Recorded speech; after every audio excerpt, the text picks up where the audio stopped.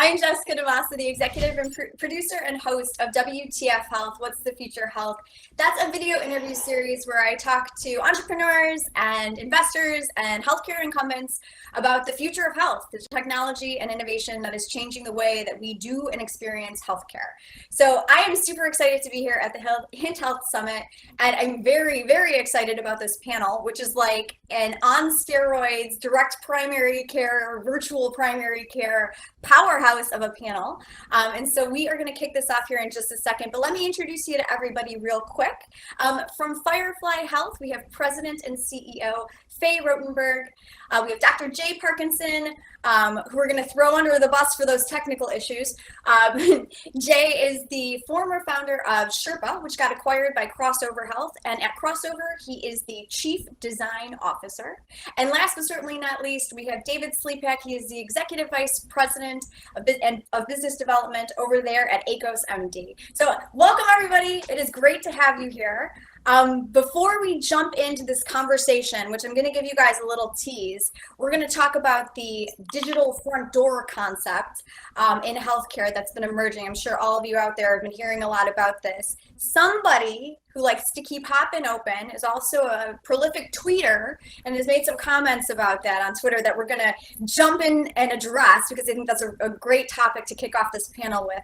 But before we do, I want to make sure everybody is aware of these great companies that these three individuals represent. And so we're going to give you a lightning round introduction to each of their companies so you can learn a little bit about them, and in particular, how they're already working to integrate virtual care, digital health, remote monitoring, things like that into direct primary care. So Faye, I'm going to kick it off with you. Give us like a quick lightning round, minute-long introduction of Firefly and what you guys do over there. Great. So Firefly is a virtual first primary care, behavioral health, and specialty care service. Every Firefly member has a personal care team that includes a PCP, NP, behavioral health specialist, health guide, and virtual specialists that can cover a wide range of health concerns, both proactively and reactively on a moment's notice. We combine that team-based care with supreme convenience and proactive behavior support with persistent, intelligent navigation of the healthcare system.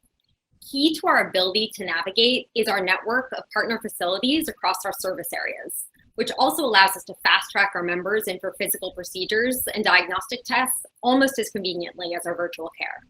And our mission is to provide half-priced healthcare that's twice as good clinically and emotionally. Ooh, I love that. Half-priced healthcare that's twice as good. Awesome. I love that. All right, David, that's going to be a tough act to follow, but let's... It is. Yeah, right? That was like a great little buzz phrase to end on. All right, but tell us about AcosMD and what you guys are doing. And if you can talk a little bit, too, about how you're integrating technology into the direct primary care model, that would be great, so we have a sense. Sure. So AcosMD is a national virtual direct primary care provider, and we have integrated lots of technology into the care continuum. So everyone has a dedicated primary care physician and care navigator, but we also have been able to integrate Acos smart clinics, and these smart clinics are able to be put into on-site or near-site locations to facilitate even more abilities to receive care for employer groups all around the country. So we understand kind of that intangible versus tangible piece that comes along with the healthcare continuum. We actually started off in the workers' compensation space. So we're one of the unique folks out there that's able to provide what we like to call 24/7 healthcare, both at work and off work, which is another unique capability of our platform. Cool. All right, Jay, wrap us up on the lightning round of intros here. Tell us about Crossover Health. What do you guys do? We know you had a big deal with Amazon like about a month and a half ago, so maybe bring that into the mix too. Yeah, for sure. So Crossover Health is a primary care, behavioral health, physical therapy, care navigation company. We partner with major sort of world-changing companies, Facebook, Microsoft, Comcast, Apple, now Amazon. We've traditionally built physical centers on employer campuses. Almost 2 years ago, Crossover acquired my company Sherpaa. Sherpaa and Crossover were both founded in 2012, interestingly enough. Sherpaa was the pioneers. We pretty much invented the concept of virtual primary care. And if you kind of if you mix Blockbuster and Netflix together, what do you get? And that's kind of for healthcare, and that's kind of how we describe crossover now. So very much about relationships. Every time you use crossover, you're working with the same team. I think that the tech that we're building, it's kind of like, if you can imagine, Slack meets an EMR meets a project management tool. It's pretty cool. So we're the big news, like you said, is working with Amazon for their fulfillment centers. So we're launching with 5 of their markets, and there's a lot more to go over the next few years with them. So it's exciting. That's exciting. And you guys mostly work with employers, I know, to outroll your clinics, which is very cool. All right, so I'm going to pick on you there, Jay. I'm going to start with you, but I do want to get to have Faye and David weigh in on this as well. So I'm a big Twitter gal, and about a month ago, here comes Jay with some tweeting, as he's apt to do, very opinionated. And the thing that caught my eye that you tweeted was that you don't have much faith in the concept of the digital front door. And I think that this is where I want to start this panel out, because for a couple of reasons. First of all, Jay, I don't think you're alone, but I think we've all been hearing, with a lot of health plans starting digital first health plans, or, even with COVID, everybody kind of pitching the first line of defense for care to a virtual care option. And then looking at remote monitoring and how that's been coming into play stronger as well. I think there's a lot of questions about this digital front door, so I don't think you're alone in that. I think for our audience of primary care, zealots here, I think that there's like wait a minute, I thought I was the front door, me and my doctor's office, so what's happening there? And then I think number 3, I think it's funny to ask you guys about this, because I feel like you all 3 of you in your businesses are trying to build this better entryway into the healthcare system that combines the primary care in person with the virtual component to it. And so what I'm hoping is that we can kick off. I want to hear, Jay, what exactly you have a problem with as far as this digital front door concept. And then I'm hoping we can spin it and we can talk about how to do this the right way in terms of integrating virtual care into the direct primary care in-person model, and what you guys have been learning as you've been building out your own business models. So first though, air out those grievances. Let's let everybody in on what you were talking about there and why you have no faith in this digital front door concept. Okay, so what's nice about being in healthcare is we're 20 years behind our culture, right? So it's really wonderful. So you can basically just see how things play out and be like, oh, okay, we have 20 years to catch up. So what's interesting about the internet, in the last few decades is it's really great at transactions. You can buy a book, of course. You can, you can buy erectile dysfunction medication via a transaction. And that's really, and Teladoc and the others are selling transactions with strangers. That's what Uber sells. I mean, that's great, but like, in order to solve real problems in healthcare, which are these sort of 3,000 condition diagnoses that primary care, physical therapy and mental health providers manage on a daily basis, I mean, it's not transactions, it's relationships. And, pink eye just doesn't move the needle on costs. So the transactional side of digital health is fine. They're fine businesses, whatever.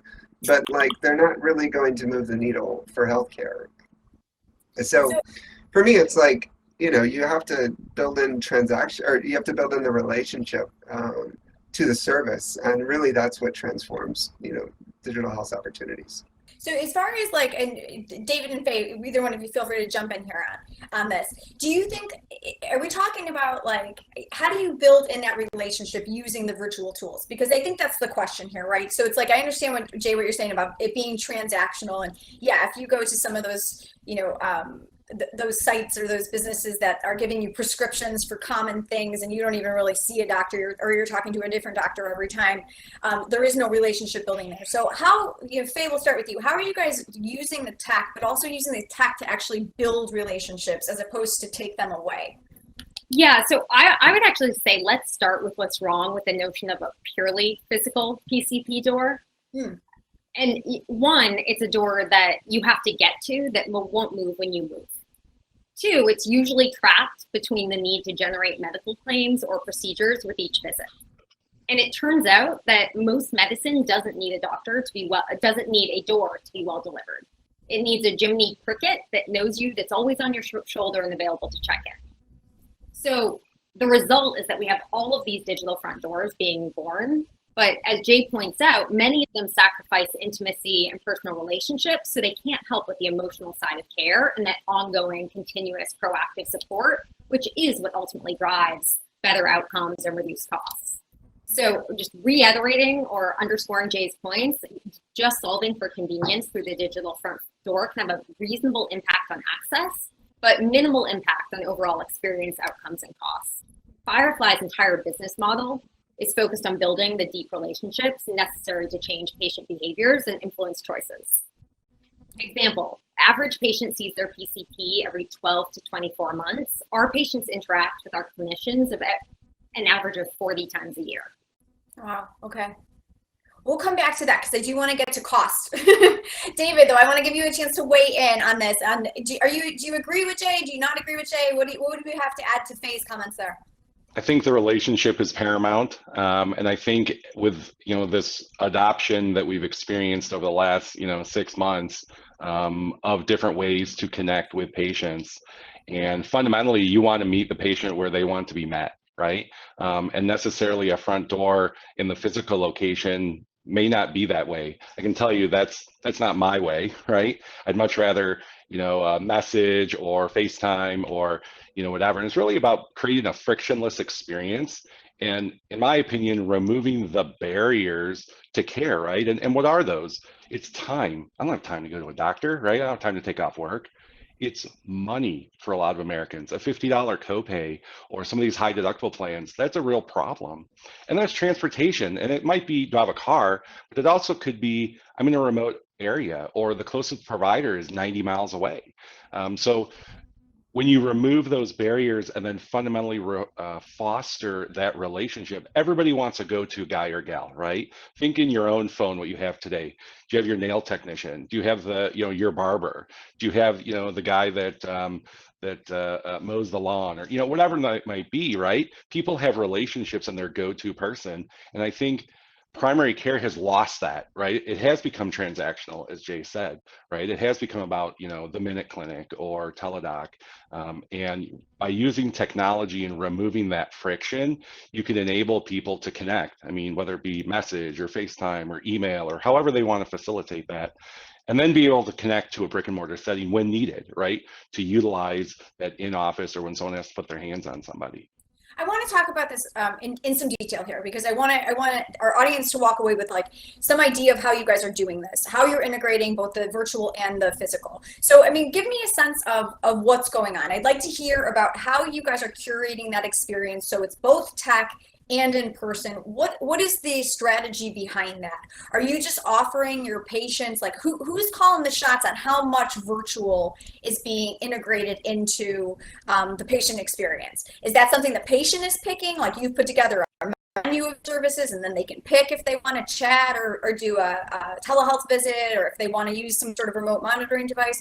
Or is this something that's already engineered into your care pathways where the physician is kind of calling the shots and the way that people move through your practice, it's built into the design? So give me a sense, and I don't care whoever wants to kind of jump in and start this off, give me a sense of how you're doing it at your company so we can get a bigger and more expansive view of how technology can be used to complement that physical in person, and so it's not kind of an either or but and both. So for us, virtual care and technology are a means to an end, not an end in itself. And we're trying to get people access to the best care at the lowest cost. Sometimes this is in person, at partners, at their homes, or other times it's virtually. People interact with us via our app and CRM, so there's a baseline of tech, but we layer optionality around that. For example, we're integrating with more and more remote monitoring and diagnostics and digital health services, and there's both optionality for the patient and personalized recommendations based on patient preferences and other characteristics. I often think about the way technology has changed banking. What was once a physical experience morphed to distributed ATM networks and then to the internet. As a consumer, we choose whatever method works best for us and expect a coherent experience. So we're doing away with the idea that the brains that oversee and follow your care have to be attached to the hands that touch your body. What's important is that the same brain is with you the entire time and that the hands that touch you are competent. So this allows us to include intimate care with the hands that touch you regardless of where you're located. We fast track our members in for physical procedures and diagnostic tests almost as conveniently as our virtual care, and have our clinicians attend virtually for a completely different level of care continuity. Okay, so it sounds like you have it's the consumer choice, kind of like the banking model. Like if I want to go to the ATM, I can go to the ATM. I want to go to the in-person place, I can go to the in-person place. It depends on the need. So if you're going for physical places, we have a network. I think that the digital health partners that we're using, and specific remote monitoring solutions, that is more patient choice. Okay. Jay, how about you? What are you guys doing over there at Crossover? How are you designing this experience for your members? Is it physician directed? Is it built into the process, or is this something where like in Firefly, consumers and patients can kind of pick and choose how they want to experience their care?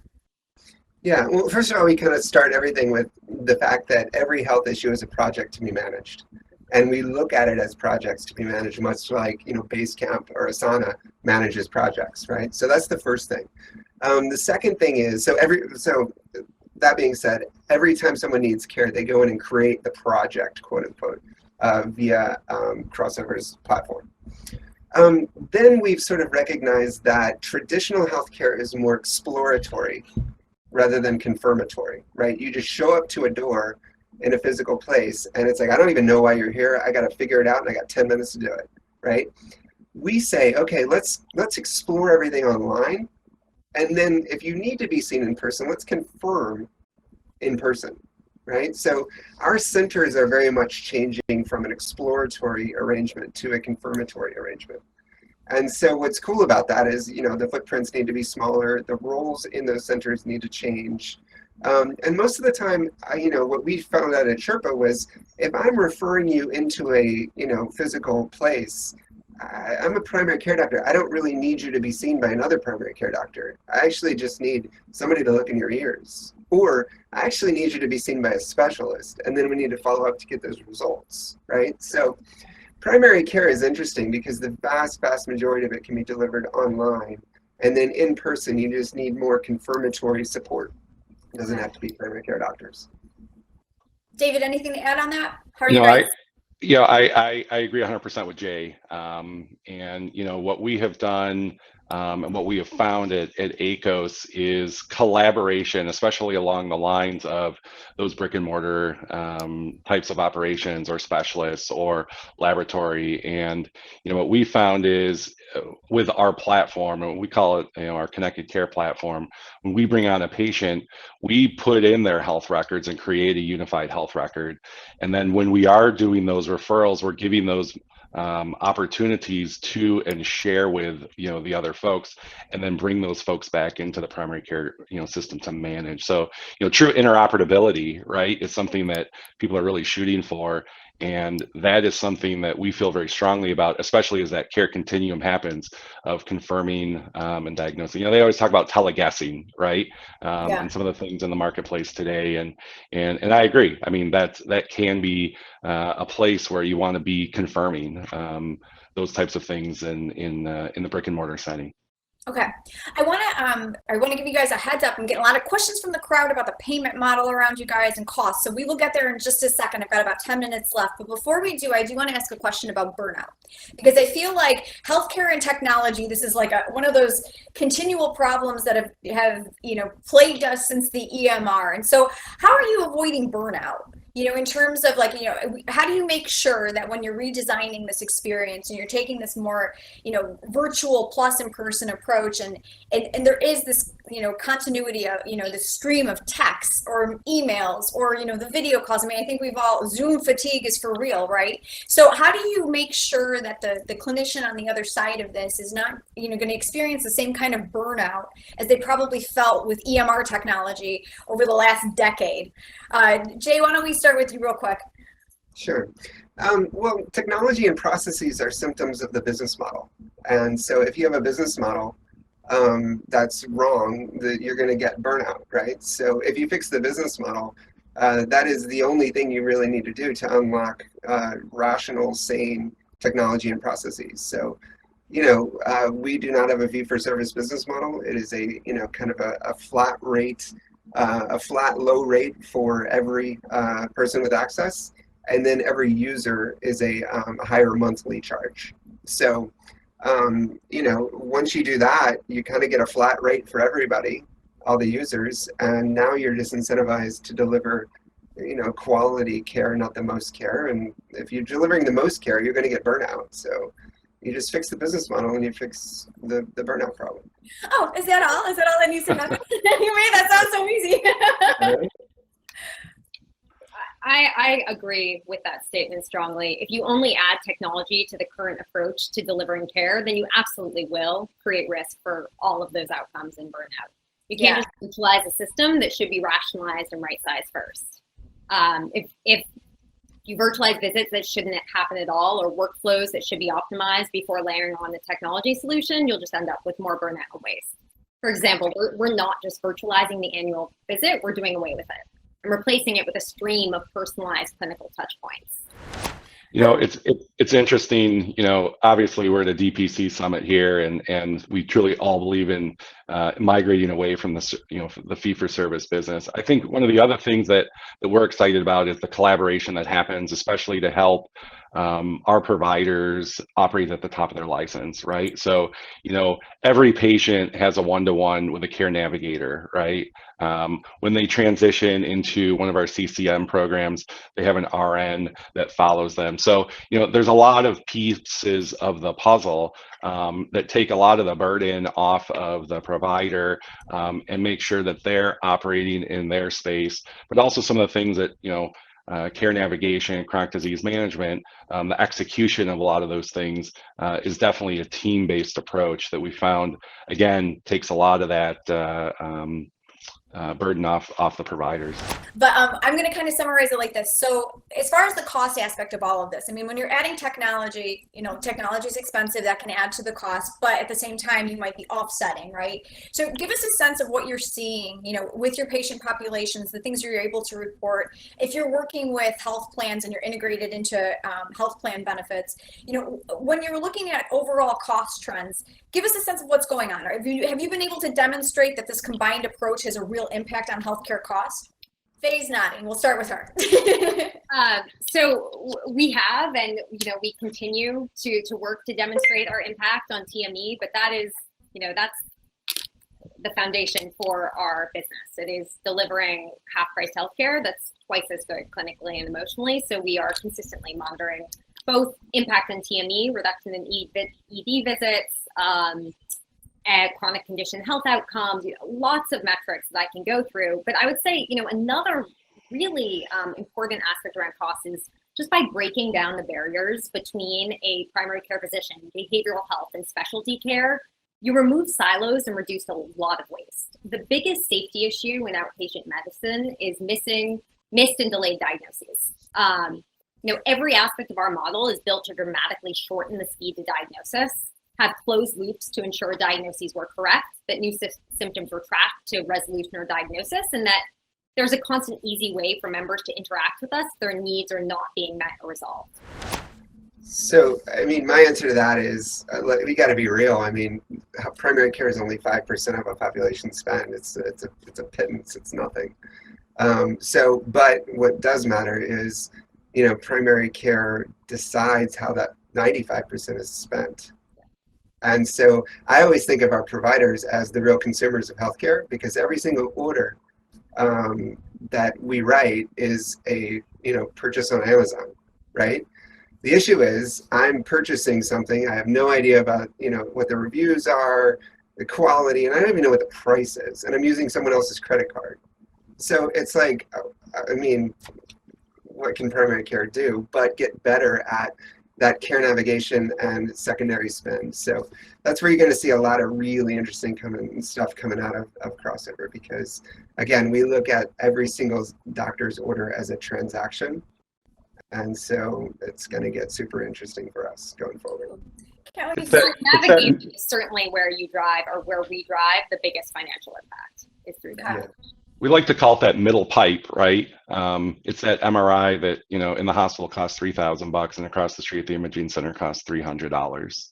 And, oftentimes being plan agnostic, but also plan specific and integrating with the underlying financing mechanism of healthcare, whether that's, a fully insured or a self-funded group or a medical cost sharing community. Those are all funding mechanisms, and there's different places and different rules around that. And a lot of it, consultants and advisors get pretty creative as to what those cost containment pieces are. Oftentimes, I talk about the team as air traffic control with a medical degree, right? And being able to facilitate landing that aircraft on the right runway to deliver, the right care, which is kind of an interesting thing. Like, you have to question the right care, right? At the right time, at the most appropriate location, and then ultimately getting that fair price. So those are all things that have to be considered. And as Jay points out, we're shopping with someone else's credit card oftentimes. So it has to be something that we're very mindful of with a care navigation perspective. One thing, every primary care doctor is responsible for $14 million in spend every year. Insane, right? That's a huge... Feel the power. I know, right? Anyway, sorry. I love it. All right, last thing for you guys, because I've got to wrap this session up here in like 2 minutes, but I do want to just get like some quick advice from you guys. So for those who might be watching who either are integrating tech in, regularly, or are maybe like for the first time ever forced to like do some virtual care because of this pandemic, what is your advice? What's your one big thing that you have learned in integrating virtual care, digital healthcare into the direct primary care in-person model? What's like your advice for somebody who's trying to maybe build something like the companies that you have built that do both? Real quick, David, we'll start with you. Focus on removing barriers, right? Because if you can remove the barriers to primary care, whatever that is for an employer population, for an individual, whomever, remove the barriers. That's so important. And really one of the drivers in primary care, and build the relationship. Again, That's the huge differentiator. All right, Jay. I mean, it's kind of a weird darkness, but like the technology doesn't exist to actually enable you guys to do a good job. So you got to hack it together, or you have to build your own platform. So luckily, building platforms is getting cheaper and cheaper, but at the same time, there is no platform out there that actually allows us to do a good job because it's all built to support the transaction. I would say think of Marie Kondo, and as you integrate tech, think of Marie Kondoing the healthcare system. Eliminate what's unnecessary, replace other things with other forms of communication, whether it's chat, care plans, virtualize the rest, and redirect what remains. So don't just virtualize what exists, but actually channel Marie Kondo. All right, I'm going to use my last 30 seconds of wrap up. I need a show of hands from you guys. There is an audience question that is trending. They want to know, so show of hands. Do you think in-person primary care is no longer relevant? If it's no longer relevant, raise your hand. In-person primary care. Hands went even further down. All right, crowd. If you want to unpack that with any of these wonderful leaders of these great companies, Faye Rotenberg from Firefly Health, Jay Parkinson from Crossover Health, and David Slepak from ACOS MD. Please find them over on the Hopin platform. I'm sure they will be more than happy to talk with you guys more. Everybody, thank you guys so much for your candid answers and your questions from the audience. We really appreciate them. I'm Jessica DaMassa. Thanks so much for joining us.